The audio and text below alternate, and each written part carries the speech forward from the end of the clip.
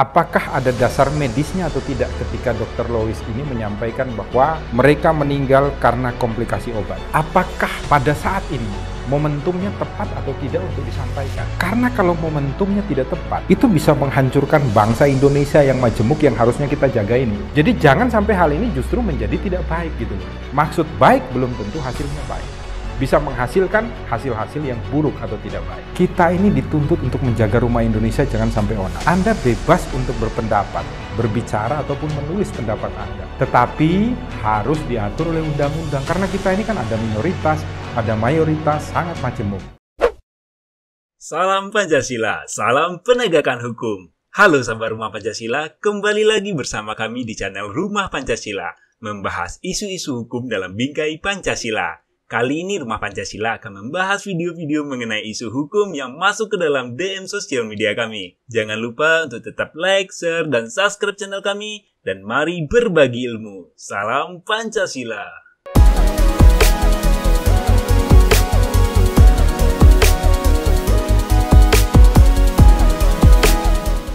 Salam Pancasila, salam penegakan hukum. Banyak sekali ini sahabat Rumah Pancasila yang nge-tag dan minta Rumah Pancasila untuk mengulas tentang kasusnya Dr. Lois Owin.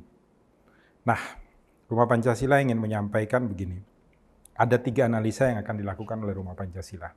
Pertama, tentang moralitas Pancasila di dalam praktek kita berpikir, berbicara, dan melakukan tindakan di rumah Indonesia. Ada 4 anak tangga yang bisa kita pinjam dari ajalannya Socrates untuk kita. Sebelum melakukan sesuatu, harus melewati 4 fase ini terlebih dahulu. Yang pertama adalah ketika Anda, saya, ingin berbicara, ingin menyampaikan pendapat, atau ingin berbuat apapun di rumah Indonesia yang majemuk ini, yang pertama harus Anda pikirkan adalah apakah ada dasar hukumnya atau tidak kalau berbicara mengenai hukum. Kalau berbicara mengenai sesuatu pendapat, apakah ada dasar penelitian ilmiahnya atau tidak? Apakah ada dasar medisnya atau tidak ketika Dr. Lois ini menyampaikan bahwa mereka meninggal karena komplikasi obat? Betul, ada orang yang karena komplikasi obat itu meninggal ya, ketika ditangani di rumah sakit dalam perkara penyakit lain loh ya. Tetapi dalam COVID-19 ini sudah ada penelitian belum? Sudah ada kajian ilmiah atau belum? Buktinya berapa banyak kajian ilmiahnya? Ini anak tangga pertama, harus ada dasarnya terlebih dahulu. Kalau ternyata belum ada dasarnya, berdasarkan moral Pancasila, jangan untuk dilakukan, berbicara kepada publik. Kenapa? Karena akan menghancurkan kita yang majemuk. Sekarang kita menganalisa saja bahwa Dr. Lois ternyata punya hasil penelitian ilmiah atau medisnya. Maka harus naik dulu kepada anak tangga yang nomor 2. Anak tangga yang nomor 1 lolos umpamanya, ada datanya, ada hasil penelitiannya. Anak tangga nomor 2 adalah apakah pada saat ini momentumnya tepat atau tidak untuk disampaikan. Karena kalau momentumnya tidak tepat, itu bisa menghancurkan bangsa Indonesia yang majemuk yang harusnya kita jaga ini. Contoh begini loh, saya pulang keadaan capek habis kerja, tiba-tiba diomeli sama istri atau diomeli sama anak. Bisa saya pukul, saya ajak bercerai dan lain sebagainya. Karena situasinya tidak tepat. Maka situasi untuk disampaikan kepada masyarakat di ruang publik pun harus tepat. Oke lah, kita berbicara apa yang disampaikan umpamanya oleh Dr. Lois ini tepat. Pada momentum yang pas, waktu yang tepat, berdasarkan hasil analisa yang dia miliki. Maka naik kepada tangga yang ketiga. Tangga ketiga ini penting. Tangga ketiga ini adalah baik atau buruk ketika mengungkapkan sesuatu di muka publik. Baik atau buruk ini perlu dites gitu loh. Jangan-jangan nanti yang saya ucapkan ini menjadi tidak baik gitu loh. Maksud saya itu ingin untuk memberitahukan kepada umpamanya anak saya bahwa kamu itu jangan suka main laptop malam sampai ini istirahat tidur. Tetapi karena saya keinginan baik itu ternyata menjadikan hal yang buruk, anak saya putus asa dan lain sebagainya kemudian bunuh diri. Ini contoh ini. Jadi jangan sampai hal ini justru menjadi tidak baik gitu loh. Maksud baik belum tentu hasilnya baik. Bisa menghasilkan hasil-hasil yang buruk atau tidak baik. Kalau fase ini terlewati, masih ada fase keempat. Baik untuk siapa?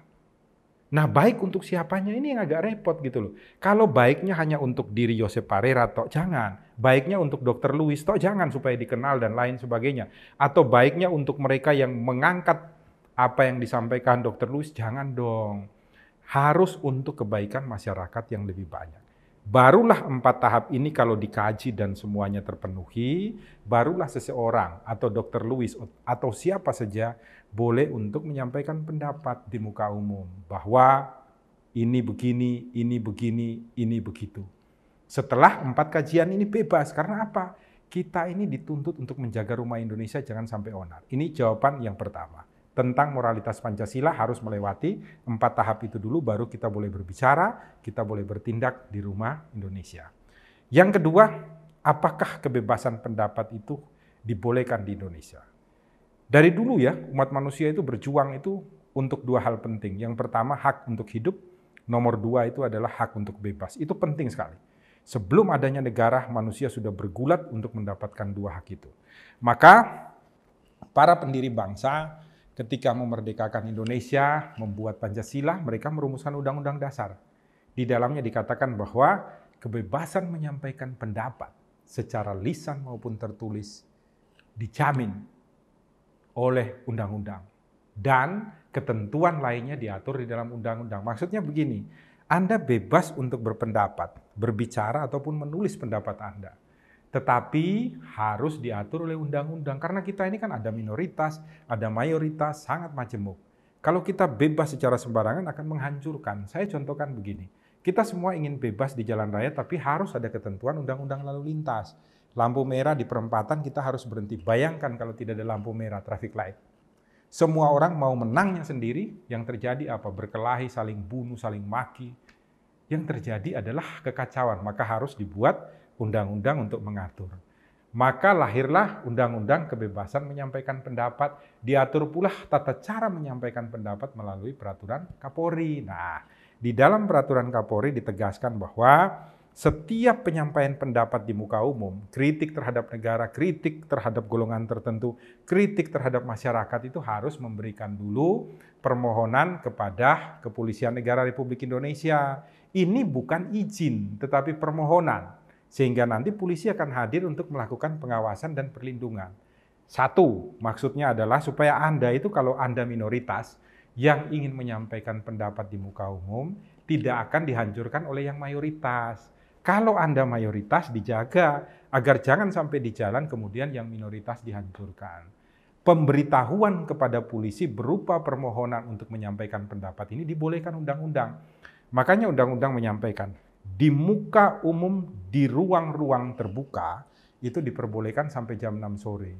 Untuk di ruang-ruang tertutup, Anda bebas menyampaikan pendapat dengan pemberitahuan atau permohonan kepada polisi itu sampai jam 10 malam. Di sana, tata caranya dikatakan bisa melalui demonstrasi, bisa melalui mimbar bebas, bisa melalui kampanye, dan lain sebagainya. Itu undang-undang mengaturnya. Tetapi Anda juga harus tahu bahwa semuanya harus didasarkan pada moral Pancasila tadi. Jangan sampai saling menghancurkan di rumah Indonesia. Jadi undang-undang memperbolehkan siapa saja termasuk Dr. Lewis ini untuk menyampaikan pendapatnya di muka umum. Tetapi jembatannya adalah jembatan pertimbangan tahapan 4 yang disampaikan oleh Socrates tadi. Nah, yang ketiga, Rumah Pancasila ingin menyampaikan apakah perbuatan Dr. Lewis ini secara pidana sudah terpenuhi. Baik. Yang bersangkutan dijerat oleh polisi, saya nyontek ya, dengan pasal 28 Undang-Undang IT. Ini tentang orang yang secara sengaja menimbulkan rasa kebencian atau permusuhan individu dan kelompok masyarakat berdasarkan suku, agama, ras, dan golongan. Ini contohnya pasal 45, ancamannya 6 tahun, kemudian dendanya itu paling banyak 1 miliar. Menurut Rumah Pancasila, unsur ini tidak terpenuhi. Karena untuk didasarkan pada unsur ini harus untuk suku, agama, ras, dan antar golongan. Ini tidak ada di dalam setiap ungkapan yang disampaikan oleh Dr. Lewis. Kemudian pasal kedua ini Undang-Undang nomor 1 ya, pasal 14 ayat 1 sama 14 ayat 2. Undang-Undang nomor 1 tahun 1946 tentang peraturan hukum pidana. Ini kalau menimbulkan keonaran di dalam masyarakat, ancamannya 10 tahun. Tapi kalau dapat menimbulkan keonaran, ancamannya hanya 3 tahun. Jadi begini, kalau sudah terjadi keonaran di dalam masyarakat, ancamannya 10 tahun. Tetapi kalau hanya dapat, ancamannya 3 tahun loh, harus dibedakan. Kemudian ada itu pasal 14 ayat 1 Undang-Undang Nomor 4 Tahun 1984 tentang wabah penyakit menular. Ini ancaman pidananya 1 tahun dan denda setinggi-tingginya itu adalah 1 juta rupiah. Nah, dengan demikian pertanyaannya adalah apakah Dr. Lewis itu bisa ditahan? Saya ingin menyampaikan kepada sahabat Rumah Pancasila, untuk dapat melakukan penahanan terhadap seseorang berdasarkan ketentuan KUHP adalah mereka yang diancam dengan pidana 5 tahun lebih atau mereka yang kebetulan diancam dengan pasal khusus yang di bawah 5 tahun. Umpamanya pasal 335 ayat 1, itu tentang perbuatan tidak menyenangkan. Ancamannya hanya 1 tahun, tapi bisa dilakukan penahanan. Sekarang kita berbicara, ancaman yang berat untuk Dr. Lewis itu adalah pada pasal 28 yang menurut Rumah Pancasila tidak terpenuhi. Dan pasal 14, Undang-Undang Nomor 1 Tahun 46, pasal 14 ayat 1, itu apabila terjadi keonaran di dalam masyarakat. 10 tahun bisa ditahan. Masalahnya adalah di masyarakat belum ada keonaran. Maka jeratan pasal ini, 14 ayat 1 tidak bisa. Tetapi kalau dapat menimbulkan keonaran, di dalam pasal 14 ayat 2 bisa, ancamannya 3 tahun. Kalau 3 tahun, pasal ini bukan pasal khusus. Sehingga apa? Polisi tidak bisa melakukan penahanan. Karena yang memenuhi unsur actus rea. Actus rea itu adalah aturan yang ditulis oleh undang-undang itu hanya 14 ayat 2, Undang-Undang Nomor 1 Tahun 45, dan Undang-Undang tentang wabah penyakit yang ancamannya hanya 1 tahun dan 3 tahun tadi. Oleh karena itu, kalau kemudian umpamanya polisi melakukan penahanan terhadap yang bersangkutan dapat mengajukan tuntutan pra-peradilan ke muka sidang. Karena ada beberapa unsur yang menurut Rumah Pancasila tidak terpenuhi. Nah, yang terakhir yang ingin disampaikan oleh Rumah Pancasila adalah kita harus hati-hati dong, ini COVID ini sudah lumayan. Keluarga saya itu ada 3 orang loh yang kena, sekalipun isolasi mandiri di rumah, tapi itu nyata loh ada. Tiap hari itu teman-teman saya yang pengacara itu 1-2 gugur semua karena COVID ini. Jadi marilah kita menjaga agar jangan terjadi keonaran, jaga kesehatan lah. Kita belum tahu sebenarnya COVID ini seperti apa, penelitiannya belum begitu ini, tetapi kita harus yakin bahwa penyakit ini ada. Sudah banyak sekali teman kita, sahabat-sahabat kita yang meninggal dunia, marilah jaga Indonesia. Yang terakhir saya ingin menyampaikan juga kepada Bapak Ibu polisi ini, tolong dong Pak, Bu, itu mereka yang ikut serta ya, kalau di dalam hukum kan ada pasal 55 itu, 55 itu turut serta. Jadi di pasal 55 itu plagiar itu orang yang umpamanya ada kacamata dia ambil, itu dia sebagai plagiar, orang yang melakukan kejahatan. Contohnya di dalam perkara Lois ini adalah Dr. Lois ini mengucapkan kepada publik, dia pelakunya. Yang kedua ada don plagiar. Don plagiar itu adalah orang yang menyuruh untuk melakukan, harus dicari. Saya tidak nyuri kacamata, tapi saya nyuruh, Yosep Parera ambil itu. Yang menyuruh ini juga kena.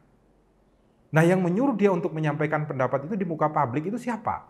Yang ketiga adalah media plagiar. Media plagiar itu siapa? Orang yang turut serta dalam kejahatan untuk menyampaikan ini ke publik gitu loh.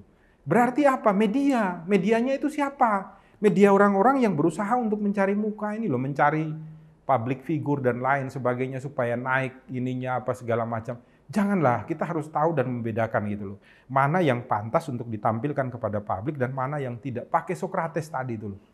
Anak tangganya itu. Nah, oleh karena itu untuk media plagiar ini juga kami minta polisi dicek dong. Siapa yang turut serta? Media-media yang melibatkan ini. Rumah Pancasila juga ingin menyampaikan ya, kepada sahabat Rumah Pancasila, pernyataan Dr. Lois ini juga nantinya dapat menjerat siapapun loh. Kalau Anda kemudian mentransmisikan, menyampaikannya melalui umpamanya media-media sosial kepada pihak-pihak lain, untuk kemudian akan timbul keonaran atau dapat menimbulkan keonaran.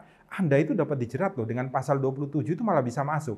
Ketika fakta yang salah atau hoax ini, kemudian Anda naikkan untuk dilihat oleh publik. Ini jadi masalah loh. Pasal 27 itu menurut pendapat saya di Rumah Pancasila bisa diterapkan. Oleh karena itu saya berharap hati-hatilah kita untuk menyampaikan sesuatu kepada publik. Lihatlah, sampaikanlah yang baik-baik aja. Kita sudah terlalu susah ini. Mari gotong royong kita untuk berbuat kebaikan di rumah Indonesia. Semoga apa yang disampaikan Rumah Pancasila ini menjadi perhatian bagi kita semua. Dan kalau Dr. Lewis ditahan, Rumah Pancasila siap menjadi pengacaranya. Salam Pancasila, salam penegakan hukum. Jangan lupa ya, selalu berbagi di Rumah Indonesia. Saya malah salah, harusnya pakai masker, malah pakai kacamata. Saat akhir mata